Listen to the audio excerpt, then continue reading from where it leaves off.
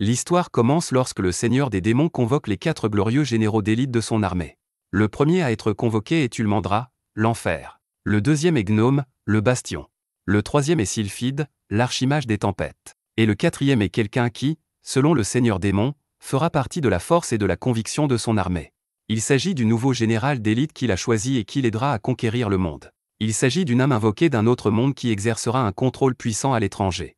Le seigneur des démons finit de convoquer son général d'élite et annonce l'arrivée de Dénosuke, le responsable de l'outre-mer. Un rapide retour en arrière montre que Dénosuke se considérait comme un simple employé insignifiant. Il était plein d'espoir lorsqu'il a commencé son premier emploi, mais tout cela s'est rapidement envolé dans la benne à ordures. Dénosuke a commencé à voir que ses collègues étaient tous promus alors que son travail n'était pas reconnu. Un jour, la situation s'est encore aggravée lorsqu'il a reçu l'ordre d'être muté à l'étranger. Tous ses collègues ont eu pitié de lui parce qu'il a été envoyé dans ce qui est considéré comme un cimetière pour les perdants. Dénosuke essaie de rester positif, mais il se rend vite compte que la centrale électrique où il est envoyé est un véritable gâchis et que les supérieurs s'en moquent. Il y avait une pénurie de matériel et de main-d'œuvre, mais son chef lui a dit qu'il ne pouvait pas gaspiller plus d'argent. Dénosuke a perdu plusieurs de ses employés, mais il a toujours cru qu'il pouvait faire avancer les choses et il a continué à travailler dur. Les difficultés le minent, mais les choses finissent par s'améliorer et les travailleurs reviennent. Son travail acharné a fini par porter ses fruits, car le succès de la centrale électrique a commencé à monter en flèche, mais Dénosuke a été horrifié d'apprendre qu'il allait être à nouveau transféré dans un autre pays. Il se demande pourquoi il fait tout cela, mais c'est alors que sa vie est interrompue par un scooter. De retour dans le présent, Dénosuke panique en réalisant qu'il est maintenant dans un autre monde. Il est choqué d'apprendre que quelqu'un connaît son nom, et le seigneur des démons lui révèle que Dénosuke est l'un des généraux d'élite de son armée, et qu'il est le grand responsable des opérations à l'étranger. Le seigneur des démons dispose de tout l'historique de Dénosuke, et il a été très impressionné. Il a vu comment Dénosuke a réussi à reconstruire la centrale électrique défaillante et a décidé qu'il serait digne de l'armée du seigneur démon. Bien sûr, Dénosuke est confus et terrifié, car rejoindre l'armée du seigneur des démons n'est pas une carrière qu'il a envisagée. Au lieu de gravir les échelons de la société, il a plutôt l'impression d'en tomber complètement. Le seigneur des démons perçoit son hésitation et lui révèle tous les avantages qu'il y a à devenir l'un de ses 4 généraux d'élite. Dénosuke recevra une rémunération et une autorité équivalente à celle des chefs de service de son ancien monde. Il pourra choisir ses subordonnés et aura même son propre bureau. Les avantages sont, bien sûr, extraordinaires, et Dénosuke n'a vraiment aucune raison de se plaindre. Le seigneur des démons lui propose même de le renvoyer dans son ancien monde s'il refuse. Dénosuke est en admiration devant le seigneur des démons, qui respecte même les droits des travailleurs. Dénosuke devient déprimé lorsqu'il pense à la façon dont il était traité dans son ancien travail et dit qu'il n'était pas du tout apprécié par son patron. Il ne pouvait jamais répondre à leurs attentes, et ceux qui ne pouvaient pas contribuer à l'organisation étaient considérés comme des déchets. De ce fait, Dénosuke en est venu à se considérer comme une ordure, et il dit au seigneur démon qu'il n'est pas digne de l'armée du seigneur démon. Dénosuke continue de se rabaisser, mais le seigneur des démons ne veut rien entendre. Il traite les anciens patrons de Dénosuke d'imbéciles et dit que les imbéciles n'accordent de valeur qu'à ce qu'ils voient. Il ne prête aucune attention au travail effectué en coulisses. Le seigneur des démons, lui, a vu le travail de Dénosuke, et il pense qu'il peut faire ressortir tout le potentiel de ce salarié. Il dit que ce n'est pas à Dénosuke de déterminer s'il est inutile ou non, ni à ses anciens patrons. Le seigneur des démons dit que c'est lui qui prendra cette décision car c'est lui qui a besoin de Dénosuke. Il explique ensuite que le salariement a 2 options, gâcher sa vie en travaillant pour des imbéciles, ou servir le seigneur démon et viser le ciel. Dénosuke ne sait pas trop quoi dire, mais il est interrompu par Ulmandra. Elle a une objection, car elle ne voit pas comment un faible humain pourrait servir comme l'un des 4 généraux d'élite. Les autres objectent également, et Dénosuke se range à leur avis. Le seigneur démon fait preuve d'un grand sens du commandement en prenant en compte leurs opinions, et Dénosuke est choqué lorsque le seigneur démon décide de le mettre à l'épreuve. Dénosuke tente désespérément d'expliquer qu'il n'a aucun pouvoir, mais les autres sont enthousiasmés par l'idée. Ulmandra a entendu dire que les humains d'autres mondes avaient des pouvoirs spéciaux, et elle veut en avoir le cœur net. Elle met Dénosuke à l'épreuve en lui assénant son coup le plus mortel, et il comprend que sa mort est inévitable. Heureusement pour lui, le seigneur des démons arrête la folle fille du feu. Elle demande avec colère pourquoi elle a été arrêtée, et le seigneur des démons lui révèle que Dénosuke s'est évanoui sous le choc. Il est clair qu'il n'est qu'un humain ordinaire, et le seigneur des démons explique que Dénosuke n'a aucun pouvoir. Bien sûr, cela suscite encore plus d'objections de la part des autres, car un humain incompétent ne sera jamais accepté par une armée remplie de monstres puissants. Il y a une lutte de pouvoir entre les démons et les demi-humains dans l'armée, et Dénosuke se ferait manger tout cru. Gnome accuse les démons d'être responsables de la lutte pour le pouvoir, mais Ulmandra accuse les demi-humains. Il y a clairement une lutte dans les rangs, mais c'est justement pour cela que le seigneur des démons veut que Dénosuke les rejoigne. Il ne veut pas de Denosuke pour son pouvoir, mais pour son ingéniosité. C'est à ce moment-là que Denosuke reprend conscience, tout en pensant que le coup de pied d'Ulmandra va le réduire en miettes. Le seigneur des démons répond que Denosuke n'a pas à s'inquiéter, qu'il ne veut pas de lui pour ses capacités physiques, et qu'il fera passer au salariement un examen approprié. Cela reste assez terrifiant car Denosuke se rend compte qu'il s'agit d'un examen d'entrée dans un autre monde. Le seigneur des démons entre dans les détails et explique que son armée tente de conclure des pactes avec plusieurs tribus entourant leur terre. Malheureusement, les négociations avec une tribu en particulier ne se passent pas très bien. C'est pourquoi l'examen de Denosuke consistera à réussir à faire la paix avec la tribu des Minotaures. Grâce à ses talents de négociateur, Denosuke doit gagner la confiance des Minotaures et les accueillir au sein de l'armée des démons. Denosuke est choqué par ce changement soudain dans sa vie, et le seigneur des démons lui dit de demander à Ulmandra s'il a des questions. Malheureusement, Ulmandra ne l'aime pas beaucoup et elle est sûre que Denosuke ne réussira pas l'examen. Bien sûr, notre garçon n'a pas confiance en lui et se considère simplement comme un employé inutile qui ne sait pas utiliser la magie et n'a aucune capacité particulière. Cependant, il n'a jamais travaillé pour quelqu'un qui avait vraiment besoin de lui, alors Denosuke veut vraiment être à la hauteur des attentes du seigneur démon. C'est alors qu'ils arrivent dans la chambre du chef des Minotaures. Denosuke est terrifié par la signification de l'énorme porte, et Ulmandra l'avertit que les Minotaures sont féroces. Elle dit à notre garçon qu'il doit être prudent, sinon il sera piétiné à mort et transformé en tapis humain. Denosuke se dit qu'il doit faire de son mieux, mais tout s'écroule lorsqu'il voit à quel point le Minotaure est terrifiant. Le Minotaure est l'incarnation de la violence, et Denosuke s'imagine en train de se faire écraser. Ulmandra décide d'aider le pauvre salariement et lui montre comment se déroulent les négociations. Elle demande au grand et puissant Tarius d'écouter ce qu'elle a à dire, et Denosuke comprend qu'elle peut jouer le rôle de médiateur. Cependant, son optimisme s'envole lorsqu'Ulmandra se met à hurler sur Tarius. Il est clair qu'elle est une piètre négociatrice et Tarius retourne dans sa chambre. Ulmandra révèle que les négociations avec les Minotaures se déroulaient bien au début, mais que pour une raison ou une autre, Tarius a commencé à tout refuser. Ulmandra a essayé de mener à bien les négociations jour après jour, mais Tarius n'arrêtait pas de dire « non ». En plus de cela, il a commencé à apporter un tas d'ordures qu'il jetait dans sa chambre. Tarius fait beaucoup de bruit en se débattant dans sa chambre, et Ulmandra laisse Denosuke s'occuper du reste. Notre garçon est terrifié par la bête géante qui continue à s'agiter, et il décide d'aller se promener. Il doute sérieusement de pouvoir parler à Tarius, et il entend même Ulmandra le rabaisser après avoir échoué. À ce moment-là, Denosuke se retrouve étrangement dans un bar. Il demande, l'habituel, et pense qu'il est impossible de négocier avec quelqu'un qui ne le veut pas. À ce moment-là, Denosuke se rend compte qu'il a déjà rencontré une situation similaire. Un client ne cessait de lui dire non, et Denosuke était prêt à abandonner la négociation. Mais une fois qu'ils se sont regardés dans les yeux, ils ont fini par se comprendre. Denosuke a retrouvé confiance en lui et est déterminé à régler les choses. Nous voyons ensuite Ulmandra faire son rapport au seigneur des démons. Elle doute qu'un autre habitant de la planète puisse mener à bien les négociations, mais le seigneur des démons donne à Denosuke un peu plus de temps. Ulmandra va le voir, mais elle est choquée de trouver Denosuke en train de fouiller les poubelles. Denosuke explique qu'il veut avoir une conversation avec le Minotaure, mais Ulmandra pense que c'est impossible. La bête a une attitude très dure et n'a aucune envie de conclure un marché. Elle est cependant choquée lorsque Denosuke lui dit qu'elle abandonne trop tôt et que les négociations ne se déroulent pas bien parce qu'il doit y avoir un malentendu quelque part. La seule façon de réconcilier les choses est d'établir un contact visuel avec l'autre personne tout en construisant une relation de confiance. Notre garçon dit avec assurance à Ulmandra de le regarder pendant qu'il mène à bien la négociation, et elle est stupéfaite de voir sa transformation. Le lendemain, Ulmandra fait irruption dans la chambre et est choquée de voir que tout est en désordre. Elle craint qu'il ne se soit battu, mais Denosuke apparaît et elle lui reproche d'avoir semé le désordre. Elle se demande où est Tarius, et Denosuke lui révèle qu'il est en train de conclure un pacte avec le seigneur des démons. Ulmandra est complètement perdue, alors Denosuke explique que les Minotaures et l'armée des démons seront enfin alliés. Ulmandra refuse de croire que Denosuke a pu mener à bien les négociations en une seule nuit, d'autant plus que Tarius s'est montré très difficile pendant tout ce temps. Denosuke explique qu'il faut se connaître soi-même pour connaître son ennemi, mais elle n'a aucune idée de ce qu'il veut dire. Il clarifie encore les choses en montrant qu'Ulmandra pensait que Tarius refusait les négociations, alors qu'elle pensait qu'il les refusait parce qu'il ne cessait de dire non à tout. Denosuke explique que le Minotaure pensait en fait que les négociations se déroulaient bien. Ce qui a aidé Denosuke à comprendre le problème, c'est son expérience avec quelqu'un qui lui disait non encore et encore. Denosuke avait beau essayer, il ne parvenait pas à convaincre ce chef d'entreprise d'accepter les négociations. Plus il discutait des détails, plus l'homme devenait émotif. Ce n'est que lorsque Denosuke était prêt à abandonner que le patron a décidé de lui serrer la main.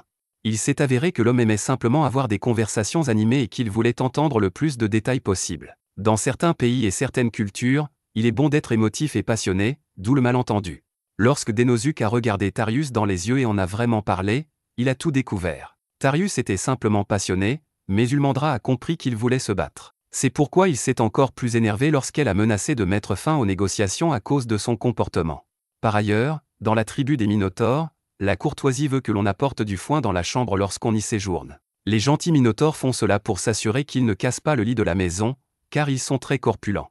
Son foin a été confondu avec des ordures, si bien que Tarius a dû dormir par terre, et il manquait de sommeil. Il était très frustré et n'arrivait pas à exprimer ses sentiments de manière à ce qu'Ulmandra les comprenne. Ulmandra se rend compte qu'elle n'a pas fait l'effort de comprendre Tarius, mais Tarius en est également responsable. Ils s'excusent l'un l'autre et Tarius remercie Dénosuke pour tout. Au moment de se quitter, le Seigneur des démons explique que le succès de la négociation est dû au talent de Dénosuke, sa capacité à percevoir des choses que les gens ne perçoivent pas normalement. Le Seigneur démon déclare que Dénosuke a réussi le test et l'accueille comme nouveau membre des 4 généraux d'élite. Ulmandra ne doute plus du salarié et le Seigneur des démons lui dit de tendre le bras. Le Seigneur des démons lui donne un bracelet et lui dit qu'il servira de preuve qu'il est l'un des grands généraux. Le Seigneur des démons lui fait entièrement confiance et dit à Dénosuke de faire ce qu'il pense être le mieux et de faire ce qu'il croit être juste. Après que Dénosuke a remercié le Seigneur des démons, Ulmandra lève le bras vers lui. Furieuse qu'il ne comprenne pas ce qu'elle fait, elle lui dit de lever son bras à son tour. Dénosuke s'exécute, et les deux hommes se déclarent officiellement leur titre l'un à l'autre. Ulmandra explique que c'est ainsi que son clan accueille les nouveaux amis, mais elle redevient elle-même en lui disant qu'elle ne l'a pas encore pleinement reconnu. Les deux s'enfuient ensemble, et le Seigneur démon réfléchit au fait qu'un groupe qui se complète deviendra plus fort ensemble. Malheureusement, son armée est encore immature et incomplète. Cependant, Dénosuke sera leur lumière, et son éclat guidera l'armée pour qu'elle puisse vraiment briller. Plus tard, Dénosuke n'arrive toujours pas à croire qu'il a été amené dans un nouveau monde, mais il est encore plus étonné d'avoir son propre bureau. Il a été amené dans un petit pays, mais la chaîne de commandement dans l'armée du Seigneur démon est bien organisée. Dénosuke est très inquiet de sa situation, mais le Seigneur des démons est le seul à l'avoir reconnu. Pour cette raison, Dénosuke n'a d'autre choix que de faire de son mieux. Il va prendre l'air pour commencer sa journée, mais il se retrouve face à des chauves-souris terrifiantes. Dénosuke a l'intention de prendre son nouveau travail très au sérieux, ce qui signifie qu'il doit se comporter de manière convenable. Pour ce faire, il devra se présenter officiellement aux autres généraux. Sylphide est la première sur la liste, mais Dénosuke apprend que Sylphide est absente depuis un certain temps. Son assistante, Belinda, dit qu'elle transmettra le message et ferme la porte à notre garçon. Dénosuke ne se laisse pas décourager et passe au général suivant, mais Ulmandra l'interrompt. Le Seigneur des démons l'a convoqué parce qu'il y a une nouvelle commande. Cette fois, il s'agit de négocier une fusion avec la tribu des ogres. L'armée du Seigneur des démons est une force émergente, et pour qu'elle puisse se mesurer aux plus grandes puissances, elle doit coopérer avec les démi-humains. Parmi les démi-humains de la région, la tribu des ogres est particulièrement influente. Elle dispose d'une force militaire aussi puissante que celle du Seigneur démon et joue le rôle de leader pour les races environnantes. C'est pourquoi il se méfie de l'armée du Seigneur démon. Une alliance serait très bénéfique pour le Seigneur démon, mais les ogres pourraient aussi devenir des ennemis gênants. Le Seigneur des démons veut faire comprendre à Dénosuke qu'il s'agit d'une négociation de fusion avec une entreprise concurrente. Avant l'arrivée de Dénosuke, personne n'était en mesure de s'acquitter de cette tâche, tant elle est importante. Cependant, le Seigneur des démons est certain que Dénosuke est capable de s'acquitter de cette tâche.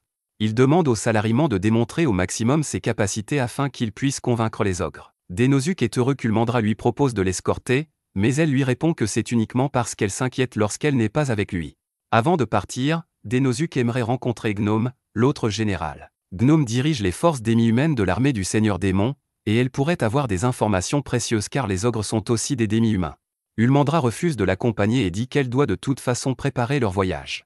Dehors, Dénosuke est étonné de voir des entraînements en cours. Gnome félicite ses troupes pour leur progrès rapide et leur accorde une pause. Dénosuke n'en revient pas de voir à quel point les démi-humains sont organisés, et il voit clairement que leur morale est très élevée. Le fait que le gnome soit capable de commander un groupe aussi important est également très impressionnant. Dénosuke peut enfin se présenter, et il explique que la tribu des ogres sera sa prochaine cible. Gnome explique que leur chef est un adversaire très coriace, en raison de sa bravoure et de son audace. Il est considéré comme un dictateur impitoyable, mais Gnome dit que Dénosuke verra bientôt ce qu'il en est. Gnome prend un ton très sérieux lorsqu'elle dit à Dénosuke d'enlever quelque chose de son visage, et ses subordonnés se sentent mal à l'aise lorsqu'un démon se trouve à proximité. Dénosuke n'a aucune idée de ce dont elle parle et est choquée de constater qu'une Ulmandra très en colère se trouve derrière lui. Elle dit qu'elle s'inquiète pour lui, mais se corrige rapidement en disant que ses fesses lentes prennent trop de temps. Gnome dit à Dénosuke d'enlever cette chose de son visage, mais cela ne fait qu'inciter les filles à se disputer. Plus tard, Dénosuke et Ulmandra doivent attendre la permission du chef des ogres devant leur porte. La tension est à son comble et Dénosuke se rend compte qu'il s'agit d'une situation identique à celle qu'il a connue dans son emploi précédent. Il est clair que le jeu des négociations a déjà commencé avant même d'arriver à la table. Dénosuke explique à Ulmandra que faire attendre l'autre groupe est une tactique de négociation courante. Il est primordial de rester calme, mais Ulmandra en a assez qu'on joue avec elle. C'est alors qu'ils sont autorisés à entrer, et Ulmandra dit au salariement de ne pas baisser sa garde. Les ogres sont une race exceptionnelle, et leur puissance est comparable à celle de l'armée des démons. Ulmandra lui rappelle que leur plus grand souci sera le chef lui-même, nommé Ogret. Dénosuke ne peut que se demander quel genre de bête est le chef lorsqu'ils entrent dans sa chambre. Ogret a l'air redoutable et il interrompt la présentation d'Ulmandra. L'ogre grossier la traite de gueuse et lui demande d'arrêter de jacasser autant. Il déclare que tant qu'il vivra, il ne lui permettra pas de parler, de répondre, de bouger ou de faire quoi que ce soit. Ulmandra se tait, et Dénosuke est choqué de voir son ami au tempérament court se retenir. Ulmandra est la prochaine à être choquée, car Ogret suppose qu'ils sont ici pour se rendre à son armée. Le chef au sang-froid accepte leur reddition, mais seulement s'il lui apporte la tête du seigneur démon. Ulmandra s'apprête à s'emporter contre ce type, mais Dénosuke parvient à la calmer. Ogret poursuit ses insultes, mais heureusement, Dénosuke s'avance. Il remercie calmement Ogret et lui dit qu'ils prendront le temps de réfléchir à l'offre. Dehors, Ulmandra laisse éclater sa colère et engueule le chef. Dénosuke tente de la calmer et lui explique que c'est ce que veut Ogret. Son but est de les mettre en colère pour que les négociations échouent. Ulmandra est choquée par la clairvoyance de Dénosuke, qui lui explique qu'Ogret n'a pas l'intention de négocier. Il veut aussi éviter les conflits, et c'est pourquoi il tient des propos antagonistes. Ainsi, si l'accord n'aboutit pas, il n'en sera pas responsable. Il pourra blâmer les négociateurs envoyés par le seigneur des démons et ne pas s'en prendre à lui-même. Dénosuke révèle qu'il est tout aussi contrarié d'avoir entendu Ogret insulter leur armée, mais il sait qu'il désavantagerait le seigneur démon s'il montrait sa frustration. S'ils se trompent tous les deux maintenant, les ogres pourraient s'en servir comme prétexte pour s'allier à d'autres nations. Ils pourraient même attaquer l'armée démoniaque. Il est clair qu'il n'y a pas de place pour les négociations pour l'instant, et essayer de les forcer pourrait nuire à la relation. Ulmandra s'excuse d'avoir perdu son sang-froid, mais Dénosuke dit qu'il est heureux qu'elle ait été là. Si elle n'avait pas été là, c'est lui qui se serait emporté. Malheureusement, ils ne savent toujours pas quoi faire face au refus d'Ogret de négocier. C'est alors que la fille de tout à l'heure se présente comme la fille d'Ogret, nommée Olulu. Ulmandra suppose qu'elle est là pour se battre, mais Olulu révèle qu'elle veut en fait faire descendre son père de son trône. Olulu les emmène chez un vendeur de nourriture et leur révèle que la tribu des ogres a des problèmes financiers. Leur tribu n'a plus l'influence qu'elle avait autrefois, et certains de leurs membres ont même du mal à trouver de la nourriture. Ulmandra est choqué de voir le véritable génie de Dénosuke, car il avait déjà une idée de ce qui se passait. Il s'est rendu compte que quelque chose n'allait pas lorsqu'il a vu que les armures des gardes semblaient délabrées et que le château était sombre et sans vie. C'est quelque chose qu'il a vu dans son ancien monde, lorsque les grandes entreprises étaient sur le déclin. Le style de gestion du haut vers le bas par une seule personne fonctionne bien parce que la chaîne de commandement est simple. Cependant, une fois qu'elle s'effondre, il est difficile d'y remédier. Olulu reconnaît que c'est exactement ce qui se passe. Le seul moyen de reconstruire la tribu défaillante est de s'appuyer sur l'armée des démons, mais Ogret refuse de l'écouter. Pour ne rien arranger, le chef est très malade. Il tente de faire bonne figure, mais il n'est plus dans la force de l'âge.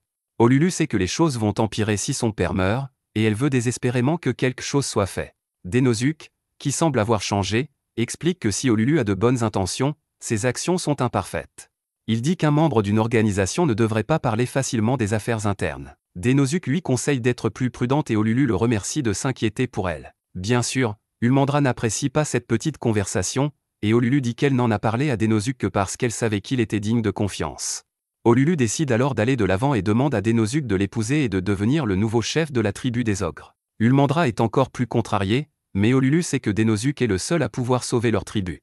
Tous les membres du clan ont la tête dure et sont influencés par son père. Leur mariage est la seule solution, mais Ulmandra dit qu'ils prendront le temps d'y réfléchir. De retour chez lui, Dénosuke se rend compte que son deuxième emploi est déjà un gâchis. C'est alors qu'il se retrouve de nouveau au bar. Cette fois, Ulmandra est là, et elle discute avec tout le monde pour savoir qui est l'animal sauvage le plus fort. Elle pense que c'est le lion, mais le barman dit que c'est le gorille. Les deux se disputent pour savoir lequel est le plus cool, et Ulmandra dit qu'un groupe de lions appelé « Fierté » est le plus cool.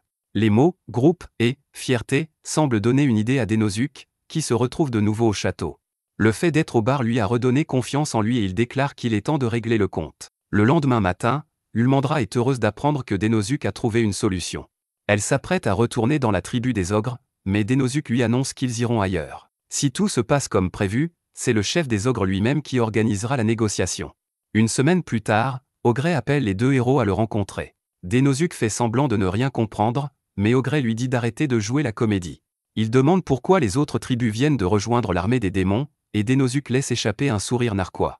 Il s'avère que le plan de Dénosuke était de recruter d'abord les autres races. Comme il le pensait, les autres tribus étaient également en difficulté, car elles dépendaient de la tribu des ogres avant qu'elles ne s'affaiblissent. C'est pourquoi Dénosuke décida de s'adresser à toutes les régions entourant la tribu des ogres. Dénosuke n'en est pas à son premier coup d'essai. Dans son ancien monde, il a appris qu'en essayant d'approcher une grande entreprise par la porte d'entrée comme un idiot, on se faisait éjecter. Au lieu de cela, il s'adressait d'abord aux petites et moyennes entreprises. Il leur a présenté ses arguments de vente et les a incités à acheter ses produits. Après avoir connu le succès, les grandes entreprises ont finalement commencé à s'acheter elles-mêmes. En effet, elles ne voulaient pas que les petites entreprises aient de nouveaux produits alors qu'elles conservaient les anciens. Dénosuke savait que si les tribus environnantes rejoignaient l'armée des démons, l'orgueilleux Ogret serait contraint de faire quelque chose.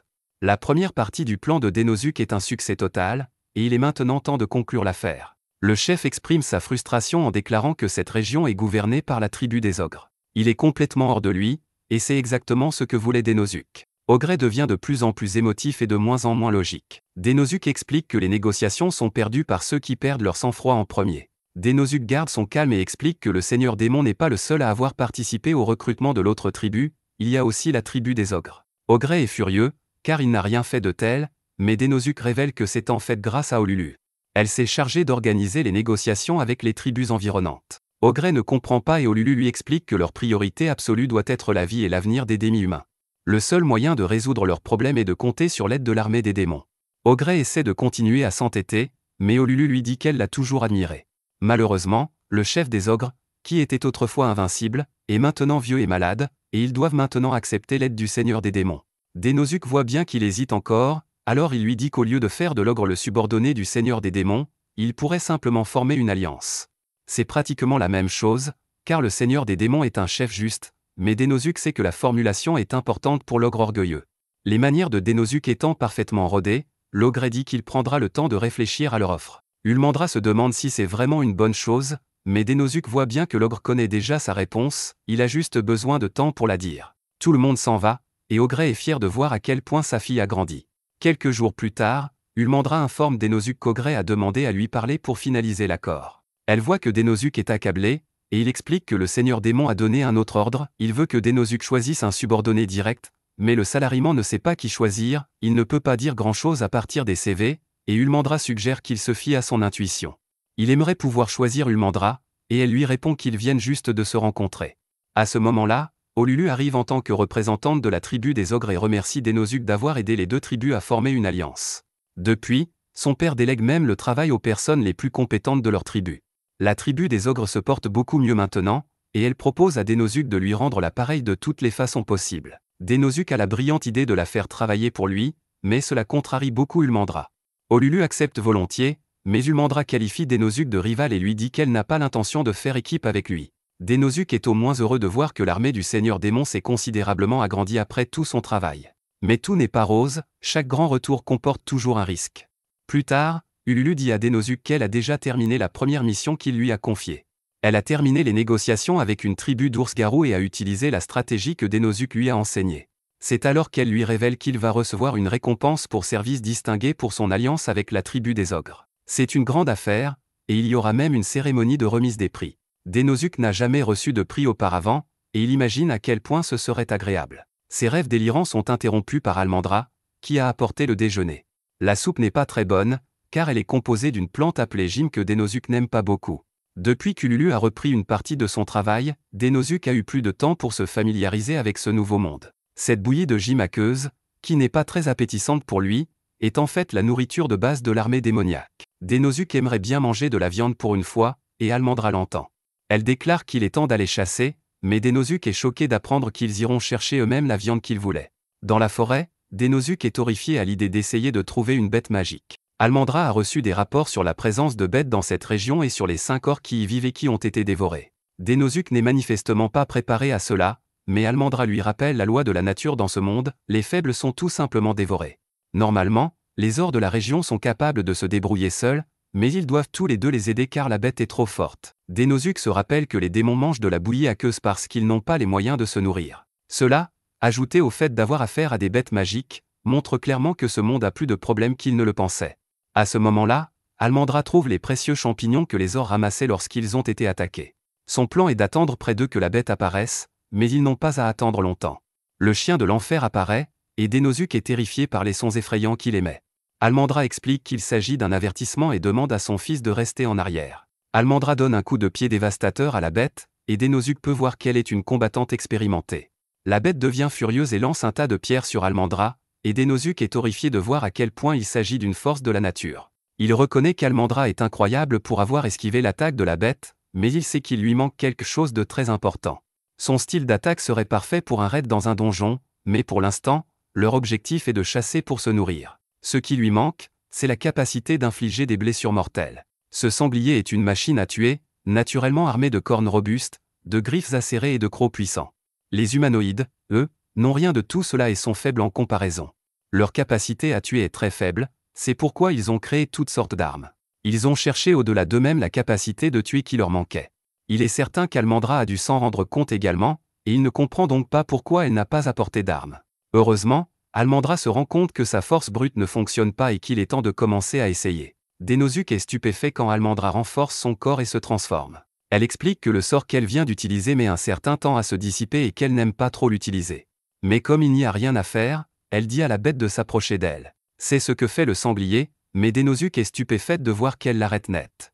Elle sait qu'elle doit faire attention, sinon elle risque de lui ouvrir l'estomac et de le rendre immangeable. C'est pourquoi elle fait un geste fou en lui brisant le cou tout en le tenant en l'air. Le sanglier est complètement vaincu, et Denosuke est stupéfait de voir ce que les démons peuvent vraiment faire. Almandra déclare qu'il est temps de festoyer, mais Denosuke n'a pas beaucoup d'appétit après ce qu'il vient de voir. Plus tard, les ors remercient Almandra, et elle leur dit qu'ils vont tous festoyer ensemble. Denosuke n'arrive pas à croire qu'ils soient tous si heureux de manger une bête qui leur ressemble, et l'un des ors a déjà commencé à démonter la bête. Denosuke est impressionné par le fait qu'Almandra sait aussi cuisiner, et elle a l'intention de lui montrer le meilleur plat de viande du pays. Denosuke n'a mangé que de la bouillie de gym depuis qu'il est arrivé dans ce monde, il est donc impatient de manger de la viande. La fille démon explique qu'elle va la faire cuire sur une flamme nue, et Denosuke l'imagine en train d'utiliser un grill. Ce n'est pas du tout ce qu'elle avait en tête, car elle le fait cuire à l'aide d'une boule de feu. Cela n'a pas l'air appétissant du tout, et pour Denosuke, cela ressemble plutôt à un mystérieux objet brûlé. Almandra insiste pour qu'il l'essaie et Denosuke est horrifié par son goût épouvantable. L'amertume et l'âpreté se sont répandues dans sa bouche dès qu'il a mordu dedans. Le jus de viande huileux s'écoule et s'accroche à l'intérieur de sa bouche. La mauvaise technique de cuisson est à blâmer, et Denosuke n'était pas préparé à un tel choc culturel Isekai. Denosuke trouve un four qu'ils peuvent utiliser, mais Almandra dit qu'il n'y a pas assez de sel pour améliorer la saveur de la viande. Denosuke a une idée géniale et demande à tout le monde de lui laisser le soin de cuisiner. Il explique qu'il n'a pas besoin de trop de sel et qu'il lui suffit d'avoir des champignons comestibles. Un peu plus tard, Denosuke révèle que sa brochette de sanglier grillé et sa soupe de sanglier aux champignons sont enfin prêtes. Almandra est la première à y goûter, et c'est tellement bon que ses vêtements en tombent en lambeaux. Heureusement, cela n'a pas le même effet sur les ors, mais ils reconnaissent que c'est délicieux. Ils ne parviennent jamais à obtenir une viande de sanglier aussi parfaite, alors Denosuke leur apprend. Il leur explique que la viande de sanglier est giboyeuse et qu'il est donc important de la tremper dans l'eau pour en éliminer le sang. Elle contient également beaucoup de graisse, c'est pourquoi il la fait cuire lentement et loin de la flamme pour éviter qu'elle ne brûle et pour éliminer l'excès de graisse. Il a ensuite réduit le goût de la soupe en raccourcissant le temps de cuisson. Almandra se demande si un général démon peut être fier d'être un si bon cuisinier, mais Denosuke pense que oui. On dit que les gens peuvent juger de la richesse ou de la pauvreté d'une nation en regardant ses habitudes alimentaires. Le fait d'avoir beaucoup de ressources facilite les essais et les erreurs, ce qui conduit naturellement à l'acquisition de connaissances. Almandra est insultée qu'ils disent que leur nation manque de connaissances parce qu'elle est pauvre. Mais elle lui donne raison. Comparée aux puissances environnantes, leur nation est petite et faible, à tel point que leur peuple n'a pas assez à manger. Almandra est déterminée à changer cela, car c'est le rôle des généraux d'élite. Denosuke est tout à fait d'accord avec elle, et Almandra n'arrive pas à croire qu'il l'ait amené à réfléchir à tout cela en un seul repas. Ils se préparent à rentrer chez eux dans l'obscurité et Almandra leur montre la source de lumière qu'ils vont utiliser. Elle leur explique que la magie est inaccessible aux demi-humains et qu'elle n'est utilisable que par les démons. Denosuke se souvient que les demi-humains s'entraînaient au combat et comprend que c'est parce qu'ils ne peuvent pas utiliser la magie. Denosuke se demande si Sylphide est un démon ou un demi-humain, mais Almandra ne le sait pas vraiment. Elle est connue sous le nom d'Archimage des Tempêtes, et Almandra en déduit qu'il s'agit forcément d'un démon. Pour une raison ou une autre, Sylphide n'assiste jamais aux réunions des 4 de l'élite, et elle est la seule à les rejoindre à distance. Alors qu'ils rentrent chez eux, Denosuke est impressionné par la magie de Sylphide, mais il se souvient qu'elle avait dit qu'elle n'était pas pratique. Elle change son corps grâce à la magie, mais le temps de retour à la normale est un inconvénient.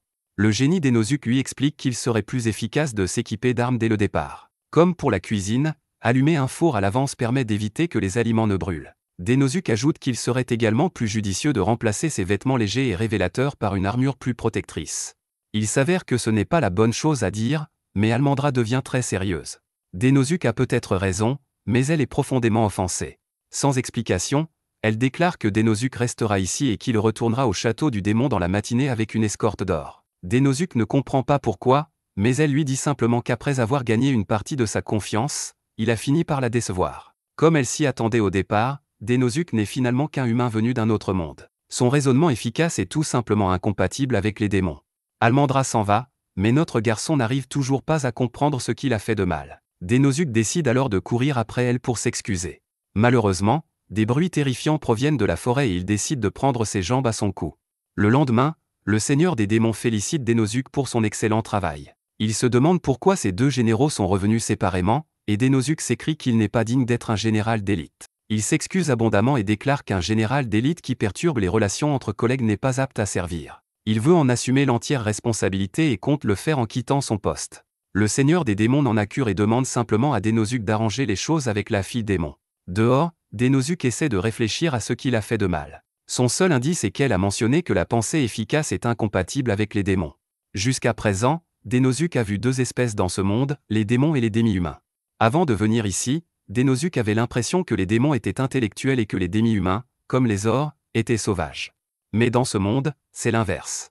En effet, les démons dévoilent plus de peau et sont beaucoup plus sauvages. Les vêtements reflètent beaucoup de choses, comme l'époque, la culture et même une façon de penser. Denosuke se demande quel est son mode de pensée et fait le lien avec la fierté qu'elle éprouve à l'égard de sa magie. Denosuke cherche désespérément la réponse dans un livre d'histoire et la trouve. Il s'avère que pour les démons, un corps bien formé est une source de fierté. En effet, un corps fort est nécessaire pour augmenter la puissance magique d'une personne. Plus ils sont forts, plus ils ont de pouvoir magique. Denosuke comprend que c'est pour cette raison que les démons portent des vêtements moulants, c'est pour montrer leur pouvoir magique et leur fierté. Il est horrifié lorsqu'il réalise où il s'est trompé. En lui disant de se couvrir avec plus d'armure, il a en fait rejeté ce qu'elle est en tant que démon. Il s'agit d'une incompréhension totale de la culture, et c'est quelque chose dont il aurait dû se souvenir en traitant avec Tarius. Denosuke a compris la vérité de ce monde, mais il n'a aucune idée de la façon dont il va réconcilier les choses avec Almandra. Ailleurs, Ululu est surprise par quelque chose, et elle craint qu'il s'agisse d'un dieu maléfique, mais ce n'est en fait qu'une Almandra très contrariée. Almandra s'écrie que Denosuke la déteste et qu'elle ne sait pas quoi faire. Elle pleure dans les bras d'Ululu et dit que Denosuke ne l'a pas complimenté sur son physique déchiqueté. Ululu la calme et lui explique que les valeurs de Denosuke sont simplement différentes des leurs. Il ne pense pas qu'exposer sa peau soit une bonne chose, mais Almandra trouve cela ridicule. Elle se demande ce qu'il pense d'elle et Ululu lui répond que c'est simple, il doit penser qu'elle est accro au développement de l'intrigue. Almandra est choquée et se rend compte que toutes les façons dont elle a essayé de se mettre en valeur jusqu'à présent se sont en fait retournées contre elle. Elle ne peut pas supporter d'avoir fait une si grosse erreur et se tourne vers Ululu pour lui demander conseil. Ululu lui explique que Denosuke lui a dit quelque chose le jour où elle a commencé à travailler pour lui. Il lui a dit qu'il aimerait qu'elle se conduise librement et qu'elle n'ait pas peur des erreurs. Elle avait tendance à trop s'inquiéter, alors il voulait qu'elle travaille librement et qu'elle lui parle de tout. Cela lui a fait comprendre qu'elle pouvait lui faire confiance, tout comme Almandra. De retour au bar mystérieux, Denosuke savoure un repas parfait. Il n'en a jamais assez et le chef lui explique qu'il s'agit d'un plat fait maison. Denosuke ne l'a jamais vu sourire auparavant, mais cela fait germer une idée dans son esprit. Il a décidé qu'il n'était pas nécessaire de trop réfléchir. Il est important de comprendre la culture de l'autre, mais il y a autre chose de plus important. Nos deux héros se précipitent pour se retrouver, et ils y parviennent enfin. Denosuke a compris que la chose la plus importante est d'exprimer honnêtement ses sentiments. Denosuke ne perd pas de temps et crie qu'il trouve le corps d'Almandra magnifique. Dans le même temps, Almandra s'écrie qu'elle n'est pas accro au développement de l'intrigue et qu'elle voulait juste être complimentée. Une fois cette question réglée, Denosuke dit qu'il a toujours voulu complimenter son physique, mais qu'il n'a pas beaucoup de vocabulaire. Denosuke s'excuse d'avoir insulté sa culture et Almandra est impressionnée qu'il ait fait des recherches. Elle est touchée et s'excuse d'avoir essayé de lui imposer ses normes. Ils ont beaucoup appris l'un sur l'autre et Denosuke se demande si cela ferait d'eux des partenaires solides. Almandra est troublée et pense qu'il pourrait utiliser un moyen détourné pour lui avouer ses sentiments. Denosuke est heureux que les choses soient claires et qu'ils puissent continuer à travailler ensemble. Plus tard, lors de la cérémonie de remise des prix, le seigneur des démons remercie Denosuke, le responsable des opérations à l'étranger, d'avoir rendu son armée plus forte grâce à toutes les alliances. Cela ne fait que peu de temps, mais Dénosuke a déjà accompli beaucoup de choses. En reconnaissance de son succès, le seigneur des démons lui offre une pierre magique. Dénosuke est honoré, mais il explique qu'il n'aurait pas pu réussir seul. Almandra hurle de stupeur lorsqu'il se tourne vers elle, et Dénosuke déclare que le joyau leur appartient à tous les deux. Il se demande si elle va l'accepter, mais Almandra le traite d'idiot. Ululu est déçu par ce qu'elle voit, car il est clair que Dénosuke ne sait pas que, pour les démons, un homme qui donne une pierre magique à une femme est une demande en mariage. Almandra continue de s'emporter en souhaitant que Dénosuke soit plus romantique dans ce moment. Dénosuke, quant à lui, n'en sait rien. Ailleurs, une personne mystérieuse les observe. Pour une raison quelconque, elle semble heureuse de voir que Dénosuke s'est inséré dans l'armée du Seigneur Démon malgré son incompétence.